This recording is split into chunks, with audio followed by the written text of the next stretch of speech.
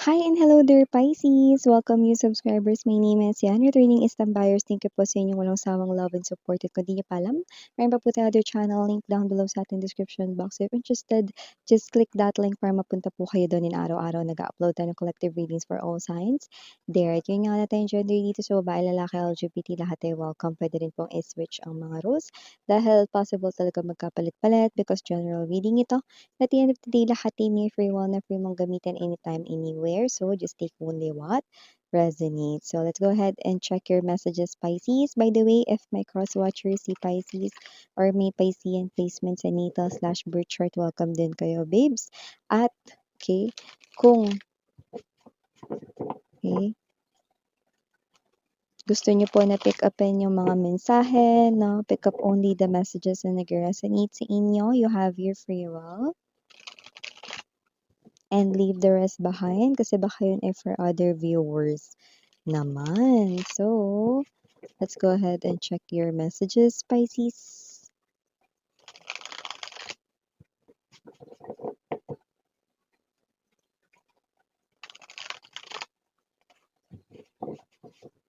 Okay, so let's go ahead and check this.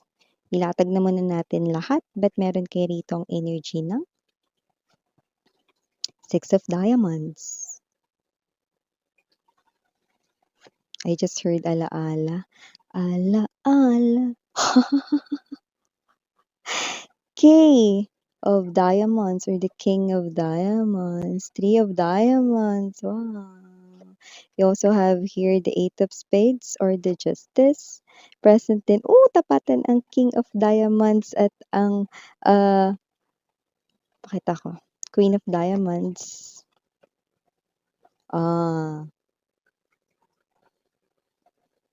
Bongga. Mamaya ko sabihin sa inyo na mensahe dyan. Meron din pala kayo ritong Four of Spades or Death energy. Okay. Bottom of the deck, we have the Three of Clubs, the Nine of Clubs, and the Two of Diamonds. Oh, a lot of diamonds. Okay. So, nakakuha tayo dito ng energy, no, na parating na yung person na bubuo kayo ng maraming memories or alaala, Pisces. Yan o. We have here the Six of Diamonds, no? May makaka-holding hands ka na. So, for my single Piscean out there, no, may makaka-holding hands ka na, no? At meron dito energy ng kaya niya na agad malaman, no, kung may problema ka o wala sa isang tinginan lang, yan, no? Kasi yung iba parang nahihirapan, no, na basahin, no, yung nararamdaman, no, ng isang person. Pero siya, okay, mabilis niya lang ritong malalaman kung okay ka lang ba or may dinaramdam ka ba or meron bang bumabagabag sa'yo, no? Yan, bagay na hindi mo nakita sa yung mga previous partners before. So, nakita natin dito, no, na iba ito sa lahat ng mga nakakonect mo. Dito mo talaga mararamdaman yung balance. I just saw 333, your angel number 333. There will be balance in this type of connection with whoever is this. This is someone new, brand new, love interest. So, nakikita ko dito that you will build a strong foundation, hindi lang sa love, kundi pati sa financial dito, no? This person right in here, no, I'm seeing you creating, building a home, a family together with this person. Wala tayo ditong gender, no? LGBTQ, of course, welcome din kayo, future companion.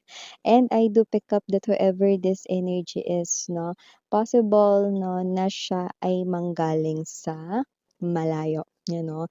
Doesn't have to be na siya ay graduate ng law or may alam sa politics or what's this, mga batas, okay? But I'm also picking up that more likely this person here ay someone, no, na posibleng merong pinag-aralan, maganda yung posisyon sa trabaho at nakikita ko rito na aangat palalo ang buhay ninyong dalawa. Wow! So, nakita rin ako ng energy rito, no, na kahit may ganyan rito na success or magiging ganyan ka-successful ang kanyang energy sa money, very humble ito. Yan. Simple nga lang siya manamit, 'no? Alam mo yung energy niya mga bibs 'no, hindi mo makikita na, mapera siya sa kanyang pormahan, simple lang talaga, okey? So, may gano'n siyang klase ng sign 'no or clue about that person, okey? And I do pick up 'no na nakikita ko rito na itong person na 'to ay susuportahan ka rito sa kahit na anong gusto mong gawin. Okay. So, parang may energy rito 'no, na ma-e-enjoy niya rito yung pag-shopping ng mga parang mga bagay na kailangan niyo sa home, okay.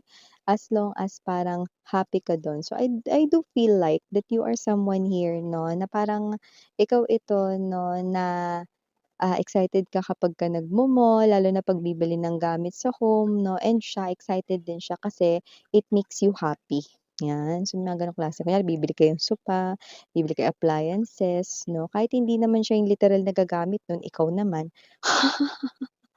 makita ka lang niyang masaya, okey na daw. 'Yan, okey.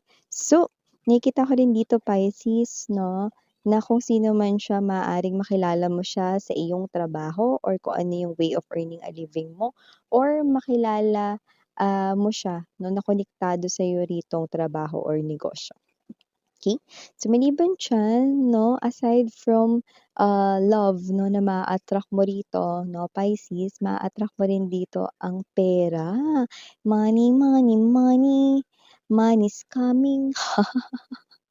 So, I do see that with the sun, magliliwanag rin 'no, ang mga possibilities of offers related sa pagyabong ng money. Basa, Nine of Clubs energy, it is well to have as many holds upon happiness as possible. Nakikita natin dito na may mga magagandang balitang tatambad sa'yo ritong negosyo or sa'yo ritong kumpanyang pinagtatrabahuhan. May mga added benefits 'no, na puwedeng wini-wish mo lang dati. Tas magugulat ka kasi hindi mo naman yan ni-raise sa inyong HR or sa boss mo 'no, pero yan yung mga makukuha mo. Wow! Bongga yun guys 'no.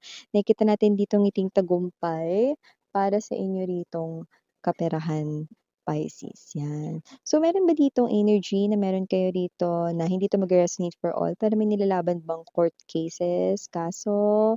Yan, I do pick up that kung yun may pag-usad na dito and the ball is at your court, high chance mananalo ka diyan with the Six of Diamonds, 'yan. And kung wala namang nilalakad rito 'no, na kaso 'no, pero may nilalakad ritong mga applications like important documents, archives 'no, or mga files 'no, or visa applications 'no, work visa, mga ganyan. I do pick up 'no, na matatapos na 'yan, okay. I'm hearing permits 'no, so maga-grant na 'yan. Whatever, it's 100% approved 'no, at in favor sa'yo. Bongga Pisces! Marunong bang tumugtog ng kahit na anong musical instrument, kahit isa lang? May energy rito mga babes 'no, na possible na ang clue dito sa reading ay yung mahilig sa music. Doesn't have to be na maganda yung boses or pang-singer talaga. Songers 'no? So, yung love yung music, okey, puwedeng laging may earphones or may headphone 'no, sa pagbiyahe 'no, 'yan. Okey, ba't anong meron dun Miss yan? Blessings ay parating, 'yan 'no, at ang clue ay ang mga music lover 'no. Yung mga kumakanta sa banyo, pasok, yun 'no. So, nakikita natin dito 'no, anong blessing yun Miss yan? Iba pa ba yun sa pera kanina? Oo, kasi itong blessing na nakita ko dito para sa mga music lovers na Piscean 'no, ay ang blessings dito about your past. Okay, ano yun Miss yan? Parang ang gulo naman nun, biglang nag-question mark yung bumbunan ko. Ibig sabihin, okay, kung meron ka bang parang let's say, um, naiwanan na closure sa past, yun ay makukuha mo na. Or kung meron kang tanong sa past 'no, na parang hindi nabigyan ng sagot, yun yung makukuha mo, clarity 'no. Or meron dito na parang energy na may kinalaman sa past, na puwedeng wish mo or hinahangad mong ma-fulfill, 'yan. So yun yung parang, nakikita ko rito. Na magiging blessing mo, 'yan. Basta related sa iyong personal life na may kinalaman sa nangyari sa past, 'yan. So maliban diyan may energy rin dito ng pag-travel, possible na sa umaga ito 'no, na mangyayari or bago mag-umaga or sumikat yung umaga, madaling araw siguro yung biyahe 'no. So, kung ano man ito puwedeng travel together with the family, may mga kasama ka, puwedeng friends, puwedeng family or yung special person sa life mo if meron na, yan nakikita natin dito. So, matutuloy ang travel na yan. Yang travel na yan ay nakikita natin dito na mangyayari 'no sa Feb or March, 2026, okey. So, maliban diyan may energy rin dito Pisces 'no, that with the Two of Diamonds, possible rito 'no, na ikaw ito na posibleng maging parang bukang-bibig ka ng lahat sa inyong work. Possible na maka-receive ka ng compliments, "Ay si ano marunong 'yan, si Pisces 'yan 'no. Ay pagdating diyan si Pisces ang kilala ko na ganito ganyan." 'Yan 'no. So, definitely positive compliments iyon 'no, na puwede rin 'no, na dahil diyan, because of that 'no, mano-notice ka na rin dito 'no, ng management or ng boss mo diyan. So, kunwari ganito, diyan sa work ninyo hindi naman talaga 'yan yung posisyon na gusto mo, okey, or iba yung gusto mo rito 'no, na posisyon diyaan, baka ma-offer na yun sa'yo. Okay, because of this 'no, na mga compliments na ito 'no, okay. Kasi 'di ba sa company ang dami-dami nagtatrabaho, hindi lahat napapansin na yung mga dedicated, 'di masyado napapansin 'no. But this time, it's your time to shine, Pisces. Na nakikita natin dito mabibigyan ka na rito ng break 'no, at parang maa-align ka rito dun sa talagang gusto mo. Like let's say, okay, gusto mo diyan talaga magtrabaho sa company na 'yan, kaya kahit na hindi yun yung posisyon na gusto mo talaga, eh, parang nag-iintay ka ng tamang posisyon na magbakante dun sa gusto mo talagang posisyon, pero at least pasok ka na sa company na 'yan, then yun yung nakikita ko. Okay, kasi yung skills mo, yung talent mo 'no, yun yung naka-align dito, okay. So, pasok sa banga, yung nakikita natin dito. Iba naman, doesn't have to be na may gusto kang lipatan na department or posisyon, pero nakikita natin dito mas magiging matunog ang pangalan mo, you will be famous dito sa inyong workplace at nakikita natin dito that it's a calling for credits and incentives. So, yeah, ito yung mga messages right here for you, Pisces. Again, I'm Yoriana on me.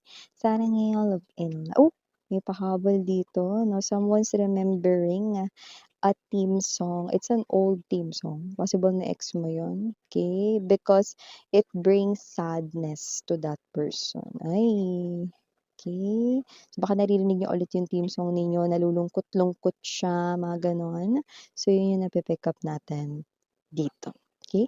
So, yun ito yung mga messages right here for you, Pisces. Again, I'm Yoriana on me. Sana ngayong love and light. Annyeong.